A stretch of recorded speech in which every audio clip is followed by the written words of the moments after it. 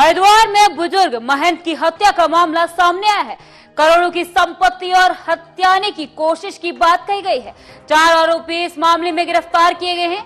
वहीं फर्जी वसीयत भी बरामद हुई है। नशे का इंजेक्शन देकर हत्या की खबर सामने आई है। शव को गंगा में फेंकने की साजिश रची गई थी। अन्य 2 आरोपियों की तलाश अभी भी जारी है। हरिद्वार के कनखल थाना क्षेत्र में एक आश्रम के बुजुर्ग महंत की हत्या का मामला सामने आया है, जिसमें करोड़ों की संपत्ति हत्याने की कोशिश की गई। पुलिस ने हत्याकांड में 4 आरोपियों को गिरफ्तार किया है, जिनके पास से फर्जी वसीयत और लाखों रुपए के फर्जी चेक बरामद हुए हैं। पुलिस अधीक्षक प्रवीण सिंह डोभाल ने बताया कि आरोपियों अशोक, ललित और संजीव ने मिलकर 1 जून को बुजुर्ग संत को पहले नशे का इंजेक्शन दिया और फिर उनका गला दबाकर हत्या कर दी गई। शव को बोरे में भरकर गंगा में फेंक दिया गया। इसके बाद उन्होंने मृतक के अयोध्या जाने की झूठी कहानी बनाई और एक फर्जी बाबा को आश्रम में बिठा दिया। पुलिस ने इस मामले में मुकदमा दर्ज कर आरोपियों से सख्ती से पूछताछ की है, जिसके बाद हत्या की बात कबूल की गई। अन्य 2 आरोपियों की तलाश अभी भी जारी है।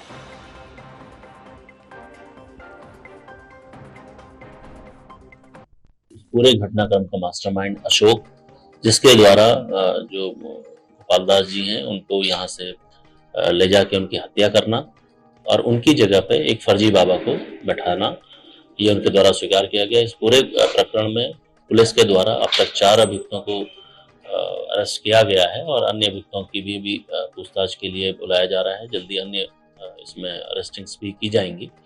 इनके द्वारा जो गोपाल दास जी हैं उनको यहाँ से आश्रम से ले जाके उनकी हत्या करना और उनको नदी में फेंकने की बात कबूली गई है। साथ में उनके जो भी आश्रम की जो भी संपत्ति है उसको खुर्द-बुर्द करने के ये लोग प्रयास कर रहे थे और इसी क्रम में एसओ कनखल द्वारा एक अच्छी कार्रवाई करते हुए सभी अभियुक्तों को अरेस्ट किया गया है। इस पूरी खबर पर अधिक जानकारी के लिए हमारे संवाददाता हरिद्वार से सुनील पाल हमारे साथ जुड़ चुके हैं। सुनील, हरिद्वार की पुलिस जो सुरक्षा के लिए जानी जाती है, वहां पर इतना बड़ा कांड हो जाता है, तो इस पर सुरक्षा पर सवाल खड़े हो गए हैं। क्या कहना है इस पर? बिल्कुल, देखिए ये कोई पहला मामला नहीं है कि इस तरह का कोई हत्या प्रॉपर्टी को लेकर की गई है। खास तौर पे जो अगर हम बात करते हैं धार्मिक स्थलों की, आश्रम अखाड़ों को लेकर अधिकतर तरह के मामले सामने आते हैं कि फर्जी वसीयत बना दी गई है या किसी की उस जमीन प्रॉपर्टी के लिए हत्या कर दी गई है। ये पहला मामला नहीं है, इससे भी पहले कई मामले इस तरह के आते रहे हैं।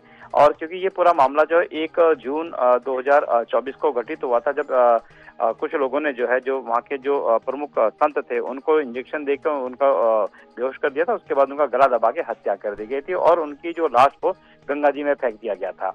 और ये बात सामने आई गई थी कि जो वो संत जो है अयोध्या यात्रा पर गए हैं, लेकिन उन्हीं संत के जो दूसरे अनुयायी थे, जो उनके शिष्य थे देहरादून के रहने वाले, उनको इस पूरी बात पे शक हुआ तो उन्होंने इसके पूरा मामले की शिकायत जो है पुलिस में करी। पुलिस ने जब इसमें गहनता से जांच की तब सामने निकल के आया कि ये जो सारा फर्जी वाला जो किया गया था, उनकी हत्या की गई थी, उस जमीन को हथियाने के लिए की गई थी, उस प्रॉपर्टी पे कब्जा करने के लिए की गई थी।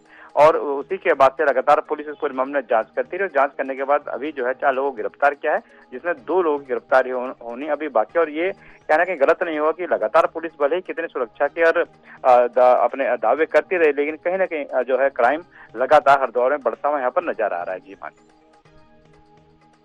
फर्जी बाबा को यहाँ पर बैठाया गया था, तो इतना लंबा समय लग गया इस मामले का खुलासा होने पे, इस पर क्या कुछ कहना है? बिल्कुल, देखिए क्योंकि 1 जून को ये पूरा मामला आया था और ये किसी आश्रम के व्यक्ति को पता नहीं चल पाया था कि सबको यही मालूम था कि जो महाराज हैं, जो स्वामी हैं, वो जो है यात्रा पे गए हुए हैं, अयोध्या यात्रा पर गए हुए हैं। लेकिन जब उनके शिष्यों के द्वारा उनके वहां पर ना पहुंचने की सूचना मिली तो उसके बाद इस पूरे मामले की जब उन्होंने जांच करी तब इसके बाद जो है पुलिस को जो है इसकी सूचना दी गई थी। तो पुलिस को जब सूचना दी गई थी, ये अभी 1 हफ्ते पहले पुलिस को सूचना दी गई थी। 1 हफ्ते के अंदर पुलिस ने इस पूरे प्रकरण को जो है जांच करके इसका खुलासा किया है। जी सुनिए, जानकारी मिली है कि जो आरोपी है उनके पास से फर्जी वसीयत भी मिली है। क्या पूछताछ के बाद इस चीज का खुलासा हो सकता है? क्या और लोगों के नाम की पुष्टि भी इस पूरे मामले पर हो सकती है? जी सुनील। बिल्कुल, देखिए कई लोग इसमें इन्वॉल्व हो सकते हैं, क्योंकि जिस तरीके से अभी जिन लोगों का नाम सामने है, जिन लोगों की गिरफ्तारी हुई है, उनके द्वारा बताया गया कि अभी कुछ 2 लोग और हैं जो इसमें इन्वॉल्व थे वो अभी फरार चल रहे हैं फिलहाल, क्योंकि बड़ा मामला है, संपत्ति का मामला है, तो किसमें और कई और लोग भी शामिल हो सकते हैं, ऐसी उम्मीद जताई जा रही है, क्योंकि अब बाकी के जो 2 लोग की गिरफ्तारी। बहुत बहुत धन्यवाद सुनील, इस पूरी खबर में हमारे साथ जानकारी साझा करने के लिए।